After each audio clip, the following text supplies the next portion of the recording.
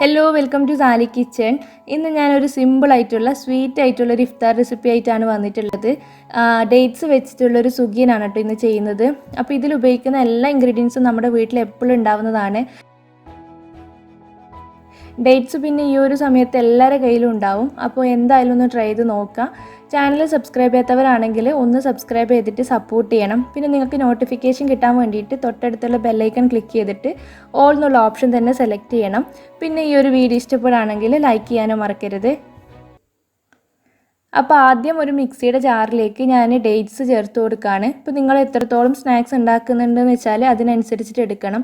ഞാനിപ്പോൾ ഒരു 10-25 ഡേറ്റ്സ് എടുത്തിട്ടുണ്ട്. നന്നായിട്ട് കഴുകി വൃത്തിയാക്കിയിട്ട് അതിൻ്റെ ആ ഒരു കുരുവൊക്കെ കളഞ്ഞിട്ടുണ്ട്. അപ്പോൾ അത് മിക്സിയുടെ ജാറിലേക്ക് ആഡ് ചെയ്യാണ്. ഇതിലേക്ക് ഒരു 2 ഏലക്ക, പിന്നെ അരമുറി തേങ്ങ ചിരവിയതും കൂടി ചേർത്ത് കൊടുക്കുന്നുണ്ട്. തേങ്ങ കുറച്ച് അധികം ഉണ്ടാകുമ്പോൾ നല്ല ടേസ്റ്റിയാണ്. അപ്പോൾ അത് ചേർത്ത് കൊടുക്കുക. എന്നിട്ട് മിക്സി അടച്ച് വെച്ചിട്ട് ഒരു ചമ്മന്തി പരുവത്തിൽ ഇത് ജസ്റ്റ് ഒന്ന് ഒതുക്കിയെടുക്കുന്നുണ്ട്. ഇതുപോലെ നമ്മുടെ ഈന്തപ്പഴം കൊണ്ടുള്ള ചമ്മന്തി റെഡി ആയിട്ടുണ്ട്. നമുക്കിത് ചെറിയ ബോൾസ് ആക്കി എടുക്കാം. ഇതുപോലെ എല്ലാം ചെറിയ ചെറിയ ബോൾസ് ആക്കി മാറ്റുന്നുണ്ട്. അതും കൂടി ആയിക്കഴിഞ്ഞ് കഴിഞ്ഞാൽ പിന്നെ നമുക്കിത് മുക്കിപ്പൊരിക്കാനുള്ളൊരു ബാറ്റർ റെഡിയാക്കി എടുക്കണം. അപ്പോൾ അതിന് വേണ്ടിയിട്ട് ഒരു ബൗളിൽ 1 കപ്പ് മൈദ ചേർത്ത് കൊടുക്കുന്നുണ്ട്. 2 നുള്ള് മഞ്ഞൾപ്പൊടി ചേർക്കുന്നുണ്ട്. ആ ഒരു കളർ കിട്ടാൻ വേണ്ടിയിട്ടാണ്. വേണ്ടാന്നുണ്ടെങ്കിൽ ഒഴിവാക്കിക്കോളൂ. പിന്നെ ഒരു 2 ടേബിൾ സ്പൂൺ പഞ്ചസാര ചേർത്ത് കൊടുക്കാം. ഡേറ്റ്സ് ആയതുകൊണ്ട് നല്ല മധുരം ഉണ്ടാവും. അപ്പോൾ അധികം ഒന്നും പഞ്ചസാര വേണ്ട. അപ്പോൾ 2 ടേബിൾ സ്പൂൺ ചേർത്ത് കൊടുത്തിട്ടുണ്ട്. പിന്നെ ഒരു 1/4 ടീസ്പൂൺ ഉപ്പ് ചേർക്കാം. എന്നിട്ട് കുറച്ച് വെള്ളം ഒഴിച്ചിട്ട് നല്ല കട്ടിയിൽ മിക്സ് ചെയ്തെടുക്കണം. വെള്ളം ആദ്യം തന്നെ ഒരുപാട് ഒഴിക്കണ്ട. നോക്കിയിട്ട് ഒഴിച്ചു കൊടുത്താൽ മതി. കാരണം പഞ്ചസാരയും കൂടി ഉള്ളതുകൊണ്ട് കുറച്ച് ലൂസാവാനുള്ള ചാൻസ് കൂടുതലാണ്. അപ്പം നോക്കി കുറച്ച് ഒഴിച്ചു കൊടുക്കുക. ഇതുപോലെ നല്ല കട്ടിയിലുള്ളൊരു കൺസിസ്റ്റൻസി ആവണം. അവസാനം 2 പിഞ്ച് ബേക്കിംഗ് സോഡയും കൂടി ചേർക്കുന്നുണ്ട്. ഇത് ഓപ്ഷനിലാണ്, വേണമെന്നൊന്നുമില്ല. ഉണ്ടെങ്കിൽ ചേർത്ത് കൊടുക്കുക. നന്നായിട്ടൊന്ന് മിക്സ് ചെയ്തെടുക്കുക. ഇത്രയേ ഉള്ളൂ. ഇനി നമുക്കിത് ഫ്രൈ ചെയ്തെടുക്കുകയേ വേണ്ടൂ. അപ്പോൾ ഫ്രൈ ചെയ്തെടുക്കാൻ വേണ്ടിയിട്ട് ഒരു ചീനച്ചട്ടിയിൽ കുറച്ച് ഓയിൽ ഒഴിച്ചിട്ട് നന്നായിട്ട് ചൂടാക്കി എടുത്തിട്ടുണ്ട്.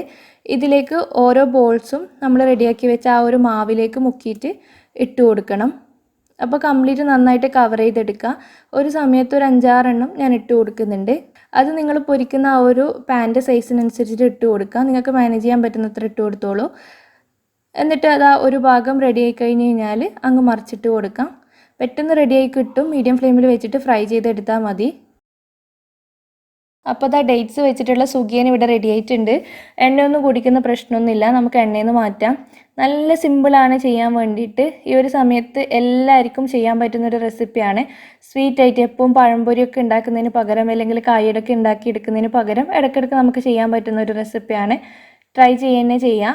അപ്പോൾ ട്രൈ ചെയ്തിട്ട് എന്തായാലും ഫീഡ്ബാക്ക് അറിയിക്കണം.